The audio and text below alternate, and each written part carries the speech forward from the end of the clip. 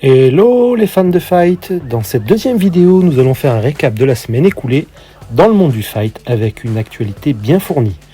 Je lance notre générique et on se retrouve pour commenter tout ça. Je tape les gens pour vivre. C'est ça que je fais comme profession.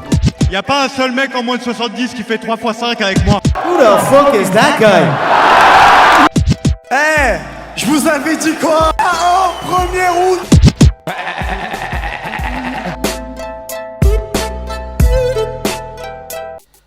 En ce samedi 24 février 2024, nous avions droit à un UFC Fight Night à Mexico, Moreno versus Royval 2. Dans la catégorie lightweight, notre Français Farisiam affrontait Claudio Puelles, un ancien partenaire d'entraînement, et le combat s'est soldé par une victoire par décision partagée de Fares, qui à l'annonce de la décision ne semblait pas ravi de sa performance. Toujours à la recherche de son premier finish dans l'organisation, il a call-out Dan Hooker, un combattant peut-être plus à même de le faire briller. Retour de Brian Ortega après 1 an et demi d'absence suite à sa défaite à cause d'une blessure à l'épaule face à l'actuel numéro 3 de la KT, Yair Rodriguez. Brian remontait dans l'octogone face à ce même Yair afin de prendre sa revanche. De son côté, Yair Rodriguez voulait renouer avec la victoire, lui qui restait sur une défaite par TKO contre l'ancien champion de la catégorie featherweight, Alex Volkanovski. Oui, ça fait encore bizarre, Volka et ex-champion dans la même phrase.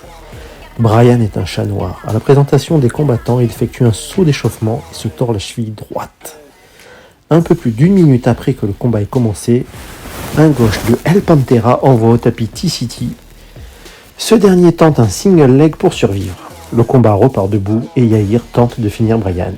Tout y passe, pied, poing, genou, coude. Rodriguez tente de finir Ortega. Un calf kick de Yair fait encore tomber Brian et essaye de le finir en ground and pound. Mais après une tentative de clé de cheville avortée par Ortega, il lui inflige un takedown et finit en montée sur Rodriguez. Le round 2 commence par une légère domination de Rodriguez, mais s'ensuit par une domination sur le d'Ortega avec de beaux coups de coude qui ouvrent Rodriguez. Un round par tour. Round 3, Yair Rodriguez essaye de se faire parler son pied-point, mais Ortega, avec un balayage, l'amène au sol. En voulant défendre un coup de coude, il donne son bras, et Ortega le finalise avec un bras-tête. Brian Ortega climatise la salle en soumettant Yair Rodriguez. Place au main event de la soirée, entre deux hommes qui restaient sur une défaite et de surcroît contre le même homme, Alexandre Pantoja, champion du monde UFC catégorie flyweight. Le Mexicain Brandon The Assassin Baby Moreno et l'Américain Brandon Dog Royval. C'était, comme le combat précédent, une revanche. En effet, Brandon Moreno s'était imposé par TKO contre Brandon Royval lors de l'UFC 255.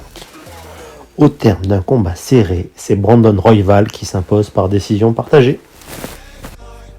Toujours à l'UFC, l'homme à qui rien ne résiste, le nouveau champion du monde UFC Featherweight, Ilia El Matador Topuria, qui, après sa victoire par KO au deuxième round aux dépens d'Alexander Volkanovski lors de l'UFC 298, a annoncé vouloir défendre une fois son titre dans cette catégorie, possiblement contre Movsar Evloev, puis monter en lightweight pour détrôner Islam Makhachev et dans le même temps prendre sa place de numéro 1 pound for pound. Topuria, qui n'a pas sa langue dans sa poche, a également défié The Notorious Conor McGregor pour un combat en Espagne. Ce à quoi Conor McGregor a répondu avec humour. Pour fêter sa victoire et son titre de champion UFC, Aston Martin Madrid a offert à Ilia Topuria une Aston Martin DB12 d'une valeur d'environ 250 000 $.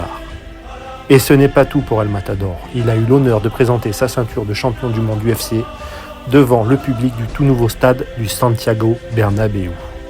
Devant près de 75 000 personnes venues assister au match opposant le Real Madrid et le CVIFC, il a donné le coup d'envoi fictif du match devant les immenses stars du ballon rond. Pour la petite histoire, c'est l'ancien ballon d'or 2018 Luka Modric qui a donné la victoire madrilène. PFL Champions versus Bellator Champions. On commence par le combat entre AJ Mercenary McKee, le ou l'un des meilleurs lightweight au monde hors UFC, et que l'on aimerait bien voir dans la Big League. Il affrontait Clay Cassius Collard, vétéran UFC et qui restait sur une défaite à la décision face à Aubin Mercier, Il aura fallu à peine plus d'une minute à Adjem Maki pour soumettre avec un armbar clé collard. Adjem Maki versus Abdul Lazy King, ça vous hype? Dites-le moi dans les commentaires. S'ensuivait un combat entre deux vétérans UFC et qui ont combattu pour des ceintures UFC. Yoel Soldier of God Romero, médaillé olympique en lutte et ancien challenger de Robert Whittaker, ou encore d'Israël Adesanya, affrontait Thiago Marreta Santos, ancien challenger de John Jones, pour un combat dans la catégorie Light Heavyweight. Victoire plutôt facile à la décision de l'homme qui ne vieillit pas, Yoel Romero. On poursuit avec les heavyweights. Vadim Nemkov, l'impressionnant russe qui restait sur 12 victoires consécutives avec notamment une victoire par KO contre Ryan Bader, avait comme adversaire le Brésilien Bruno Capelloza. A noter que les deux hommes avaient perdu au Rising contre un certain Jiri Prochaska. Sans surprise, Nemkov, en grand favori, endort au deuxième round Capelloza avec un bras-tête. Combat catchweight entre le champion welterweight du Bellator, Jason Jackson, et Ray Cooper 3, vainqueur du tournoi PFL. Victoire au round 2 pour Jason Jackson, après l'avoir massacré de low kick, puis fini en ground and pound. Il finira par un call-out énervé. Bellator 4, PFL 0.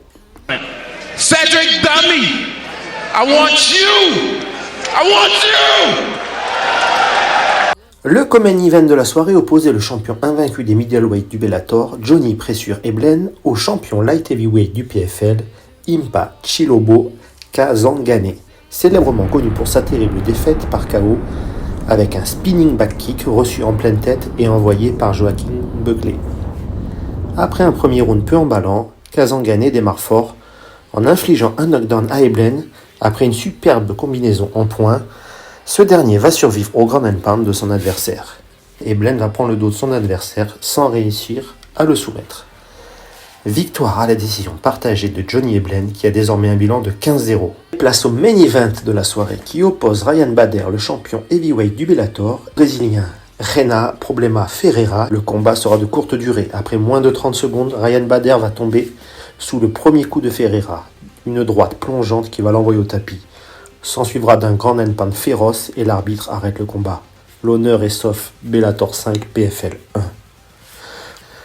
On sait surtout que Ferreira devrait être le prochain adversaire du Predator Francis Ngannou.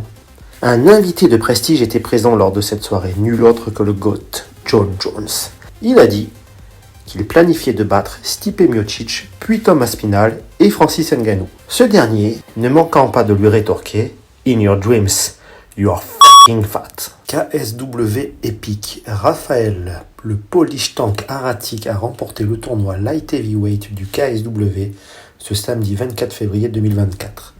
Rendez-vous compte, il a gagné ce tournoi en moins de 93 kg, ce qui légitime de ouf la performance d'Abdul Lazy King Abdurakhimov lors de la RES 11 et de sa victoire en moins de 84 kg contre Aratik. Le Lazy King va combattre en moins de 77 lors de son prochain combat au PFL Paris, avant de s'engager dans le tournoi en moins de 70. C'est tout simplement incroyable. Après les news internationales, on passe aux news Made in France. Cocorico. Le PFL France, Cédric Doumbé qui continue son pressing et tente de ronger Baki en mode ambulancier. On regarde. Cédric Doumbé, je le prends facile. Combat contre lui. On ne sait pas qui c'est. Des gens qui sont en Afrique, des gens qui sont en France, aux États-Unis. Personne ne sait qui c'est. Il est passé de la sueur à clic, tout simplement. Le PFL actuellement, même si c'est la seule offre sur la table, j'y vais pas. Moi, on m'a reproché de traumatiser mes adversaires. J'ai décidé de créer Doumbé Ambulance, spécialement pour toi. Beysangour Shamsoudinov. Quand je dis, je fais. Tu seras chouchouté, choyé, parce que tu vas ronfler, mon pote. Et tu sais pourquoi tu vas ronfler? Mais ils n'aiment pas la force. Eh oui, mon gars. Moi, personnellement, le trou noir, je le prends facile.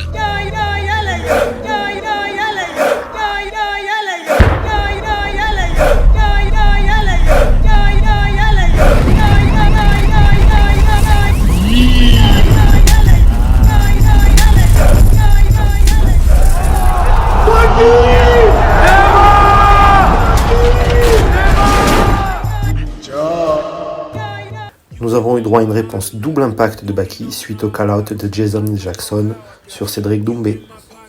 Ares 20.